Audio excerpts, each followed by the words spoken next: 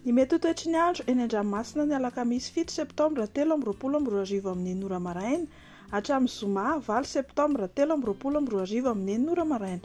Tsy misy ny filazana fampitandremana makasaka ny alondrano sy ny hamafin-drivotra. Ho amorontsiraka Atsinanana, tanjona Bobaomby hatrany amin'ny tanjona Angotsy, andrahoana mitsitokotoko mety arahana orana tandrifin-drahona malefaka indraindray. Ho avy atsimo Atsinanana andrivotra ka ho 9:20 km isan'ora, anonja be ny ranomasina ary ny ahavon'ny onja ray fangoenina hatramin'ny 2 metatra.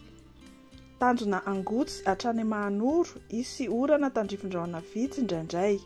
Ho avy avaratra Atsinanana na Atsinanana andrivotra ka ho 7:20 km isan'ora, adimy mpanonja na anonja be ny ranomasina, ny ahavon'ny onja ray hatramin'ny 2.5 metatra.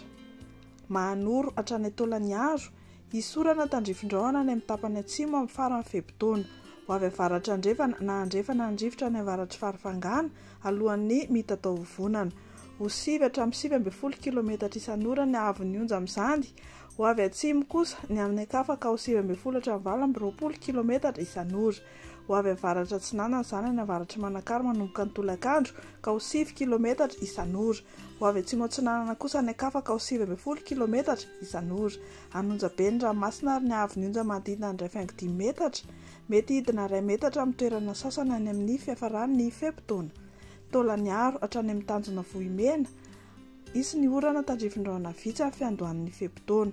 Ho avy andrefana na atsimo andrefana andrivotra ka ho 7:20 km isan'ora. Ho avy atsimo na atsimo Atsinanana manomboka ny tolakandro ka ho 9 hatramin'ny 7:20 km isan'ora. Anonja be ny ranomasina ary ny ahavon'ny onja 2.5 hatramin'ny 2 metatra, hatratra 2.5 metatra any amin'ny fiafaran'ny Febitaona noho ny alondrano avy any atsimo Atsinanana.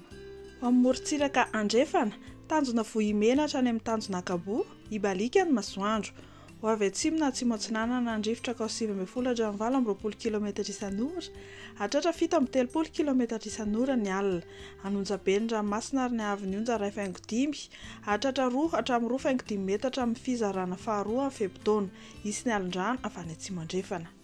Tanjona Akabo hatrany amin'ny tanjona Vilanandro, andrahoana vitsy.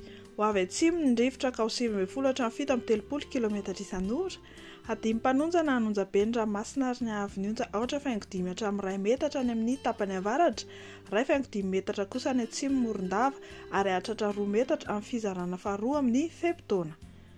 Tanjona Vilanandro hatrany Analalava, ibalika ny masoandro. Ho avy avaratra andrefana andrivotra ka ho 7:20 km isan'ora. Ho avy atsimo kosa eo anelanelan'ny tanjona Vilanandro Soalala amin'ny farany Febitaona ka ho 20 km isan'ora. Ho avy andrefana na avaratra andrefana andrivotra ny tolakandro ka ho 20 hatramin'ny 20 km isan'ora.